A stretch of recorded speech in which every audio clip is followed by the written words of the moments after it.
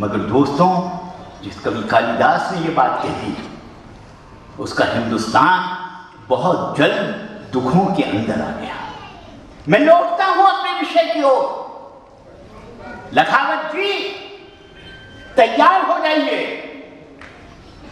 हिंदुस्तान की एक नई खोज करने के लिए। जवाहरलाल जी लिखते हैं, भारत एक नई खोज।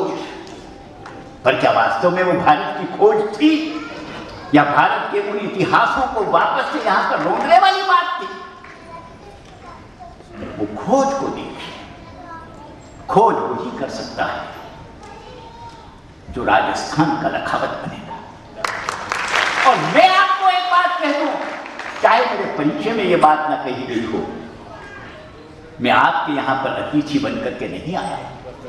अतिथि तो वह होता है जिसके आने की तिथि नहीं होती है।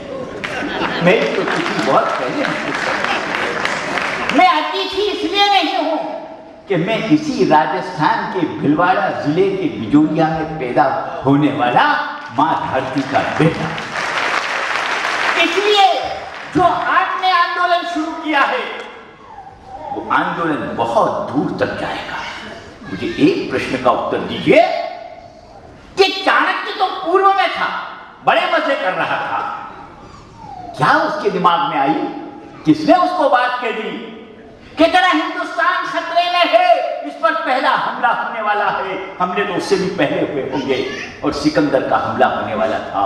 आपको पता है, उस सिकंदर के हमले के समय में जब उसको पहले से ये जानकारी हुई, 20 आदमी, जिसमें से मुझे बड़े गर्व के साथ कहना पड़ता है 3 उसमें से राजस्थानी थे, उनको जासूस बना करके ग्रीक के अंदर, ग्रीक की कैपिटल के अंदर भेजा और जाकर के कहा कि जाओ वो सिकंदर के हथियार कैसे हैं, इस बात का पता लगा करके आओ। हमारे यहां तो चलती है राणा की तलवारें, कभी नहीं रुकती, लेकिन जाकर के देखो वहां क्या है। तो वो 20 जब लौटते हैं, ग्रीक भाषा सीख करके, वो सारे हथियारों की बातें सीख करके, तो कहते हैं वहां केवल हमारे से एक ही अलग हथियार है, बाकी कोई हथियारों में दम नहीं है। और वो हथियार है कि वो हाथ में पहन करके और एक भाला चलाते हैं, और फिर वो भाले का जन्म यहां पर हुआ। चाणक्य वहां से छोड़ के पश्चिम में आ जाता है, और पश्चिम में आकर के इस बात का प्रण लेता है, मेरे देश के ऊपर किसी को हमला नहीं करने दूंगा, मैं मेरे देश के लिए लोगों को तैयार करूंगा, प्रेरित करूंगा। क्यों? महाराणा संग्राम सिंह पागल हो गए थे क्या? कहां चित्तौड़ और कहां पानीपत, क्या लेना देना था हमको?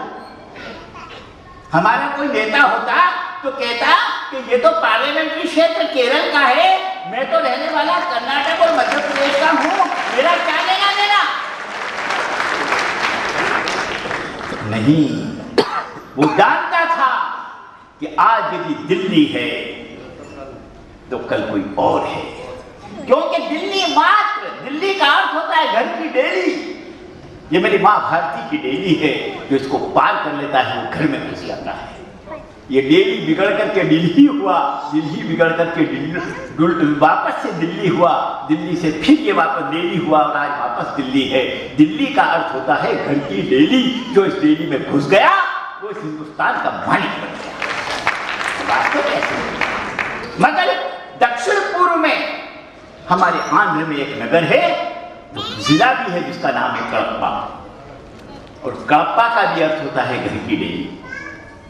इस डेली के पास चित्तौड़ है, मथुरा है, उस कड़प्पा वाली दिल्ली के पास मदुराई है, चित्तौड़ है। चित्तौड़, मदुराई, मथुरा, रांची, कराची, ढाका, ढोलका, भोपाल, नेपाल। अरे ये क्या किस्सा है? क्या हमारे पास ऐसे शब्द नहीं थे? मगर मेरे इस देश के पूर्वज जानते थे कि कुछ औलादें इस तरीके की भी आएगी जो शायद हिंदुस्तान को तोड़ने में विश्वास रखेगी, और जब हिंदुस्तान टूटेगा तो सबसे पहले उन्होंने देखा कि पश्चिम के भाग को मजबूत करो। और मेरे दोस्तों, ये दुर्भाग्य है। आज ये राजल बाई तुम्हारी जब तब एक ही बात दिमाग में आती है कि किस तरीके से मेरा पश्चिमी भारत संकट में आएगा। ये मेरे पूर्वजों ने कितना पहले देख लिया था, क्योंकि जब हमला हुआ पहला तो सबसे पहला हमला पश्चिमी भारत के ऊपर हुआ। बोलन और खैबर के दर्रे वहां से होते गए, और वो कल की बात नहीं है।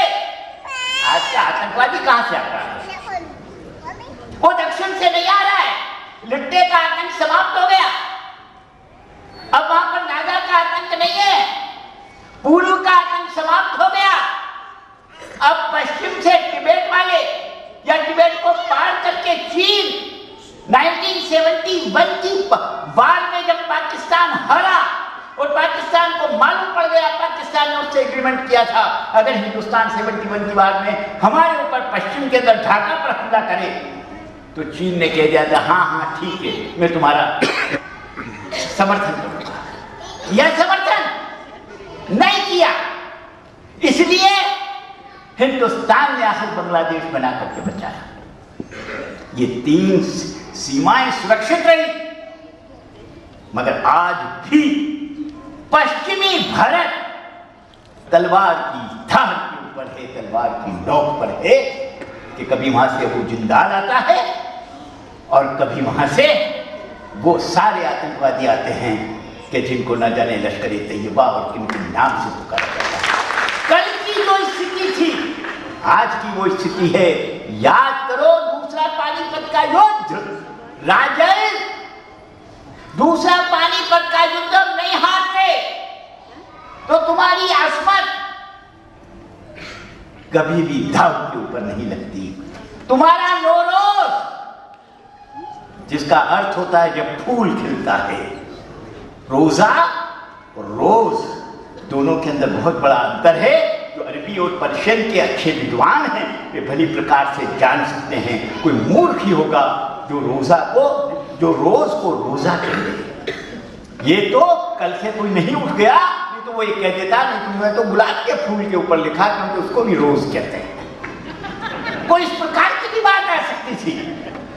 सेकंड पानीपत के युद्ध में जब अकबर जीत गया, हेमू हार गया, हेमू हार जाने के बाद हुआ क्या? आज कश्मीर की समस्या सेकंड पानीपत की समस्या है। आज कश्मीर की नहीं, अफगानिस्तान की समस्या सेकंड पानीपत की समस्या है कि एक हिंदू राजा के हाथ से सारा क्षेत्र निकल करके एक विदेशी के हाथ में चला गया और दिल्ली के उस पार की सारी धरती गुलाम हो गई।